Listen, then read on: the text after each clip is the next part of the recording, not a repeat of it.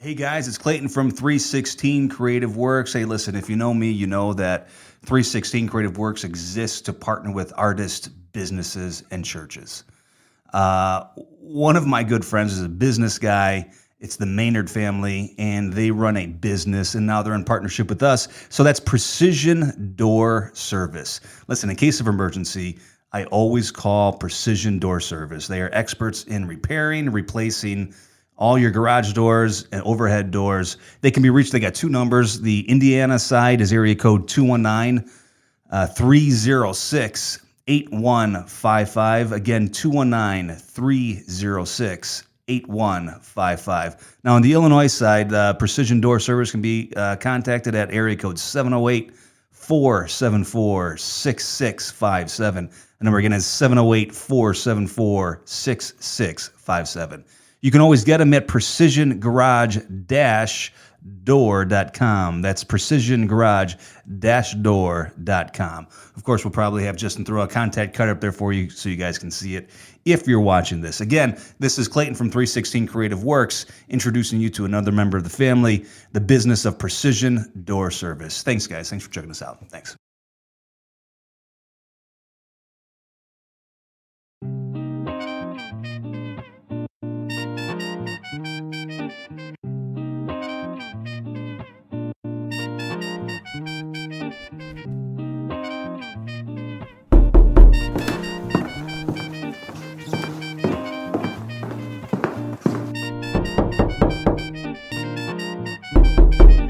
Hey, come on in. We're saving you a seat at the table.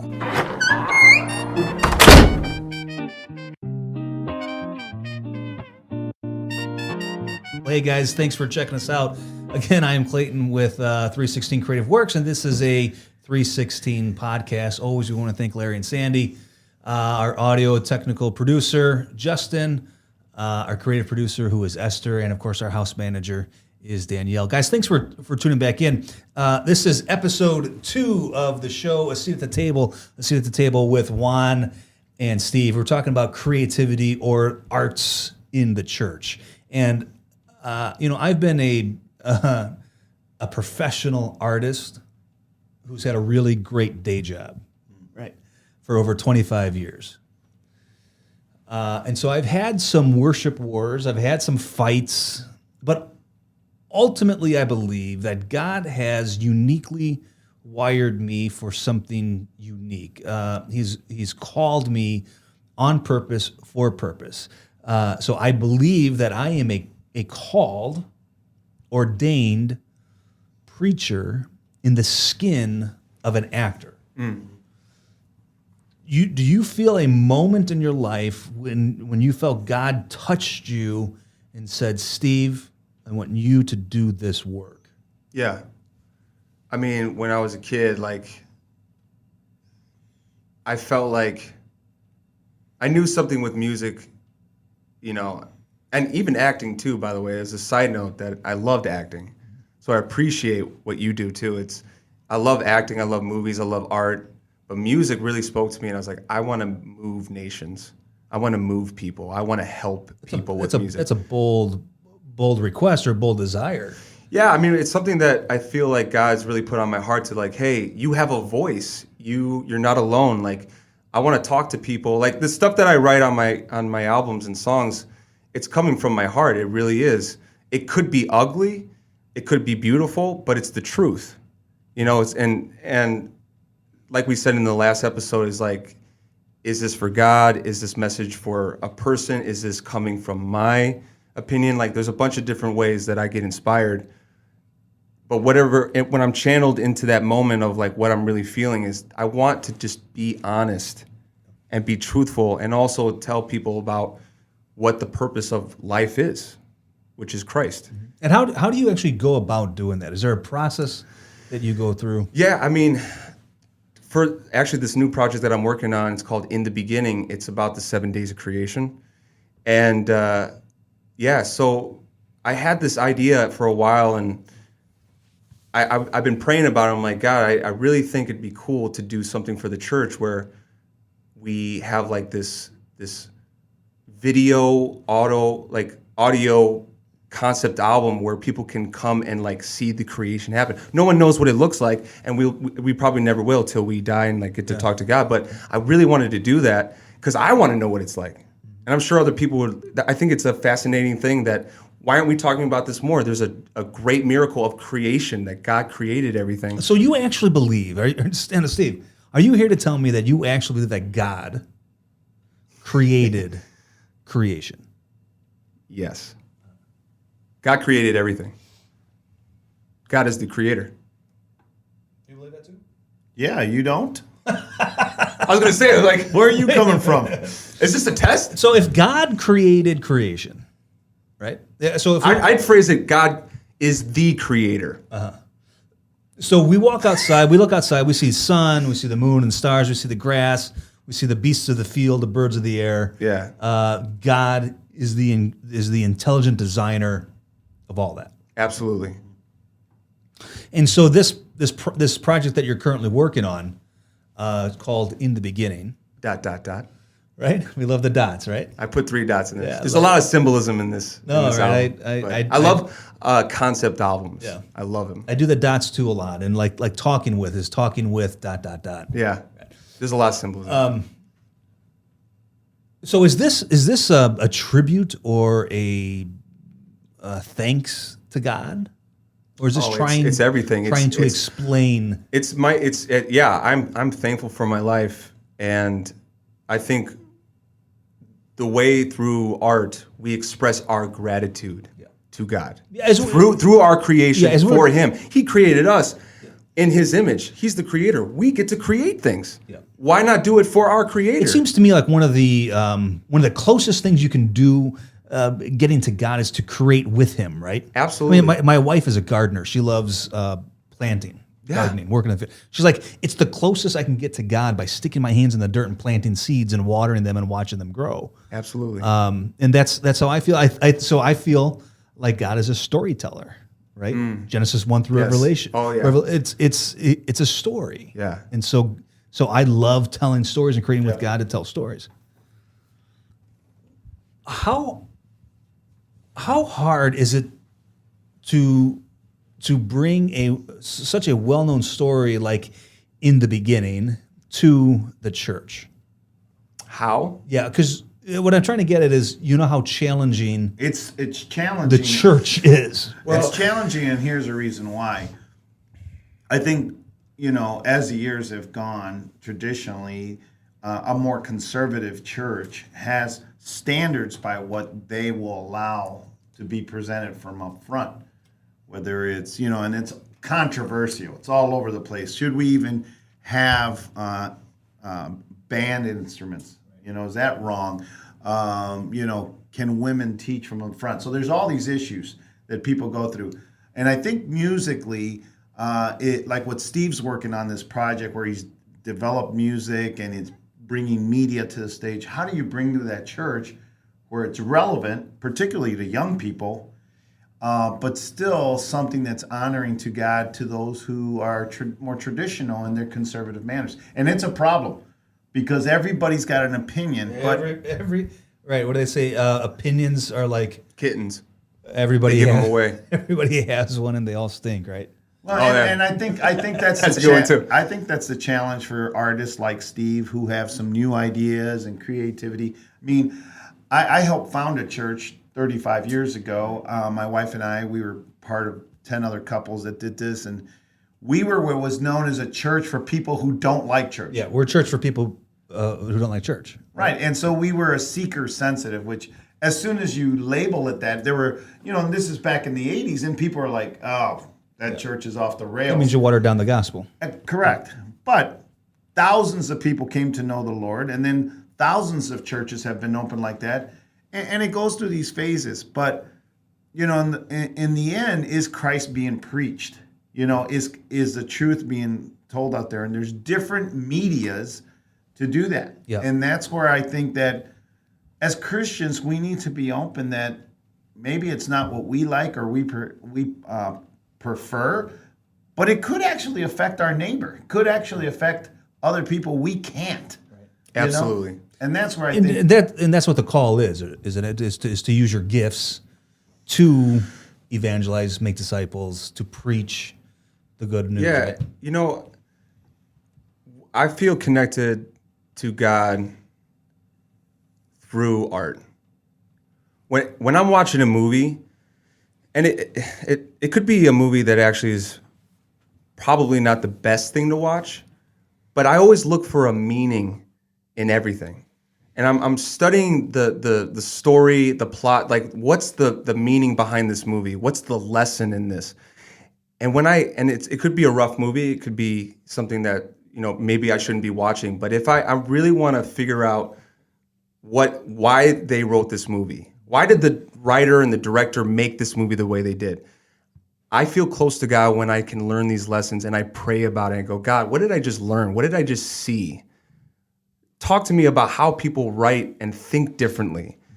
It's about connecting with people that are not like you. We're all different. There's nothing wrong with that. If you like rock and roll and I like hip hop, there's nothing wrong with that. Right. I worship God through hip hop. You worship God through whatever. Crue, right? Motley Crue. But some people, That's impossible. That's pretty impossible. But see, even that, some people consider like, okay, we'll do this in the church. Yeah, we'll only go this far. Look, you're not allowed to play guitar in church. That's evil. So have you? And I'm like, what? Have you had some church wars? Have you? I've had conversations with people about what is allowed in the church and what isn't. So what's proper? What's traditional? We've always done things this way, and we could talk for years about this. And I'm sure we've been doing it for years. Everyone's been talking about this. Like, what is acceptable in the church? What's not? I think what's acceptable in the church is this: is it Christ-centered? And is it good? Is it skillfully played, made? Do you feel connected to God through this?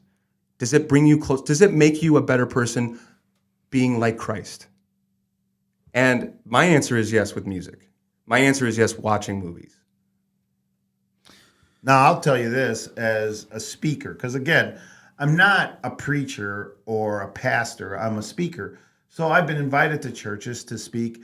In my home church, I was on the teaching team, but I was more of a person that spoke every 6 weeks to every couple months. And there's a verse in James, I can't quote it exactly, but said, not many of us should presume to be teachers, because you know those of us that'll teach will be held at a higher accountability. Yeah. Something like that's in James. I've always taken that serious, because it's like, you know, if you're going to get on stage at a church and preach, God's holding you accountable to what you're teaching. You really need to know the Word of God. Is that the same as an artist? Absolutely. Okay. Absolutely. So keep going, Juan. Well, where one of my pastors helped me was like, Juan, you're kind of just telling your story. Now, you know the scriptures, there's different passages, but I'm just telling my story. So you're not real theological or doctrinal, right? No. You're not preaching doctrine. I mean, I know it, but that's not why I'm doing it. I'm just giving my testimony, and I'm hoping that God uses it to minister people. I'm always blown away when I'm done speaking, the different meaning it has for and people. somebody was affected by it. Oh, yeah. That's the same with music. You could hear one song, and people are like, I really like the lyrics in this. And one person's like, the lyrics? Listen to the bass line. Yeah. And then one person's like, no, that drummer, man. So every information, all the stuff, the art, the sermon, it's all important, and it speaks to everyone in different ways. But we don't really create much anymore in the church, do we? I think we create. It's the same stuff we've been doing over and over again. We I can't tell you how many sermons. times that I've been in a service, and I love the church. I love my church. The thing is, I think that I connect with God when I want.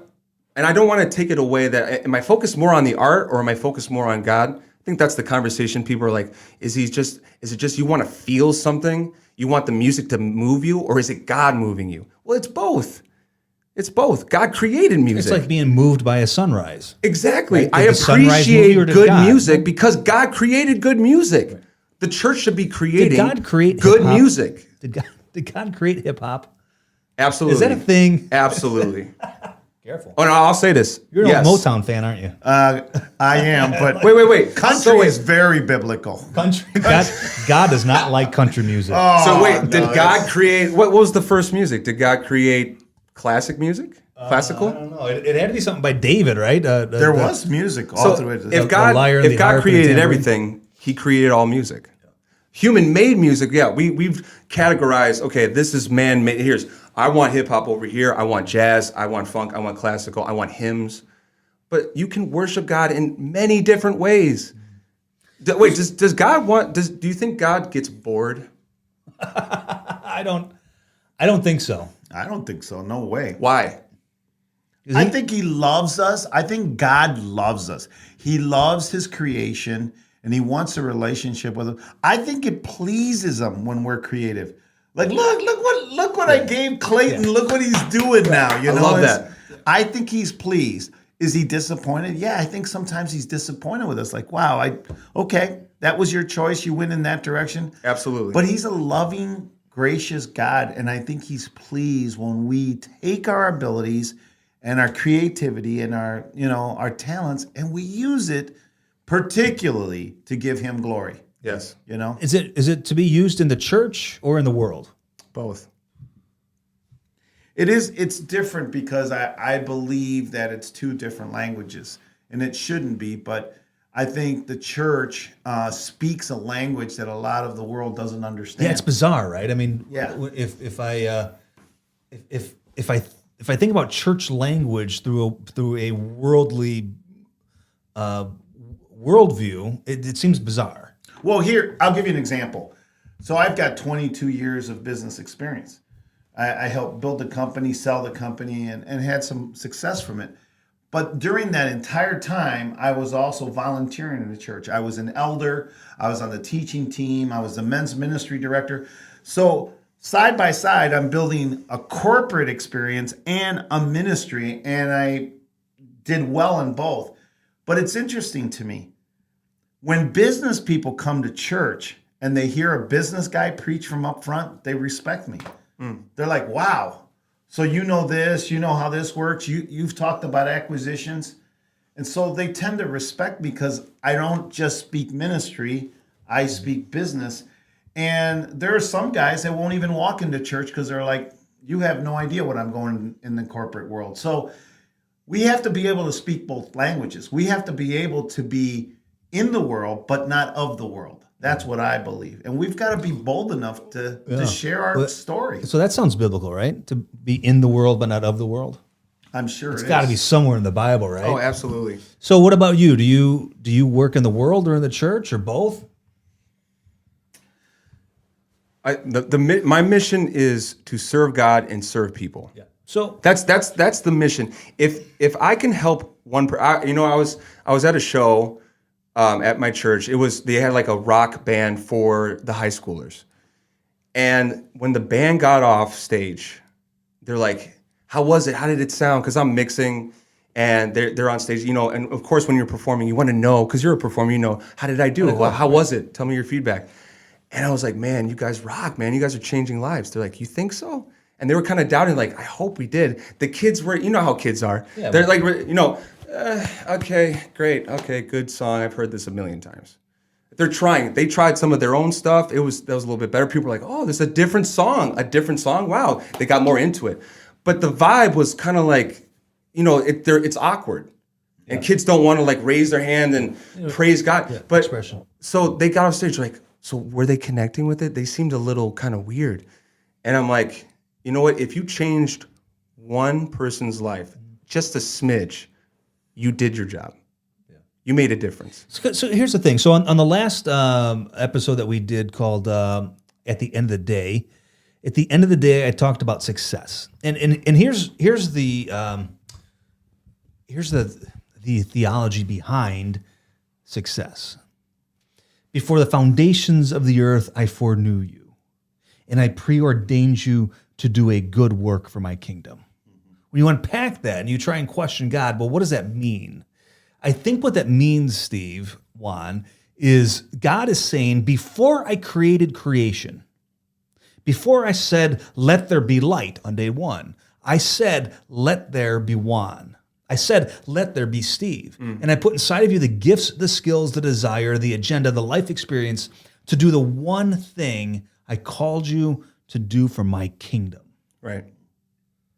So do you really think that your life, whether it's being a public speaker or a writer or a businessman, or being a musician, being a writer, being a performer, or being a writer, being a performer and an actor, are these things really all for God? Absolutely.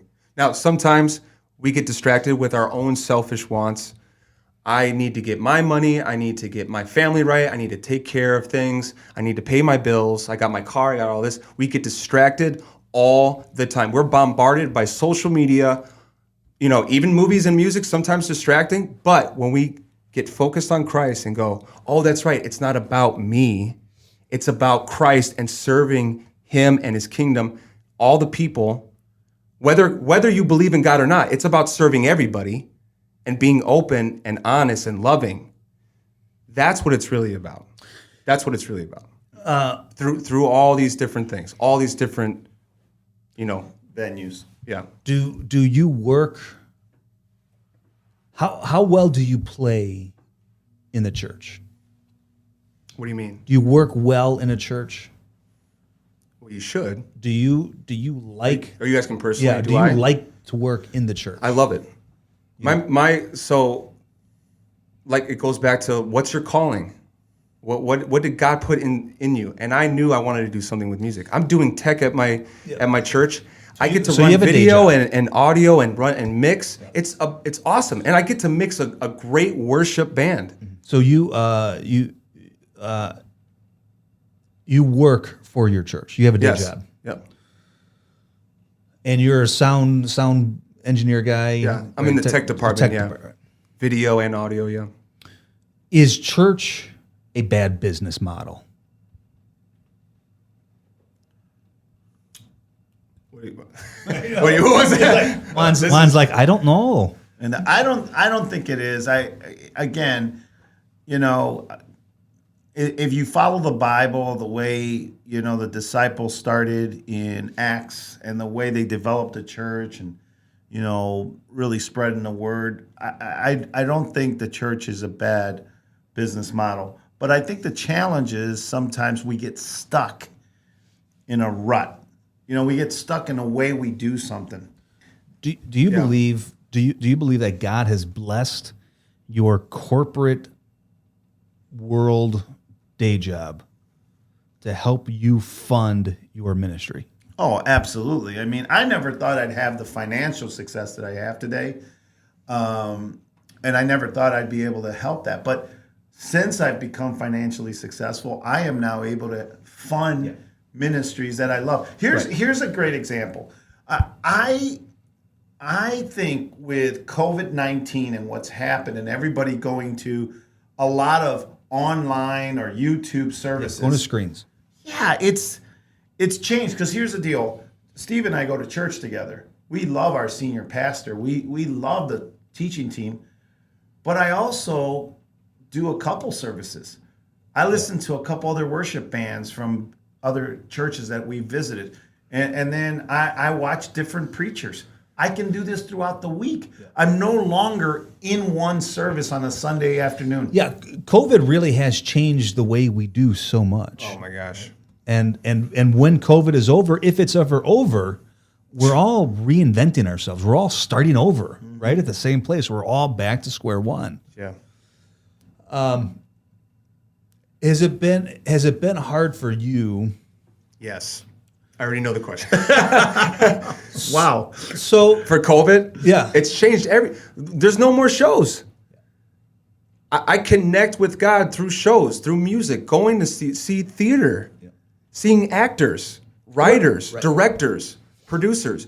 But I've always said if you're not close enough to the stage to be spit on by an actor, you're not close enough. Right. I mean, I'd love to go to a live theater. I'm going to put a shield. Put your shield on. I want to go to a theater and I want to sit in the first or second row, and I want to be so engaged in that experience. I'm actually getting spit on when he talks too much. Yeah. Is it rethinking how you create? Did it make me? Yeah. Yeah. I love performing live, and it's really cool to connect with people.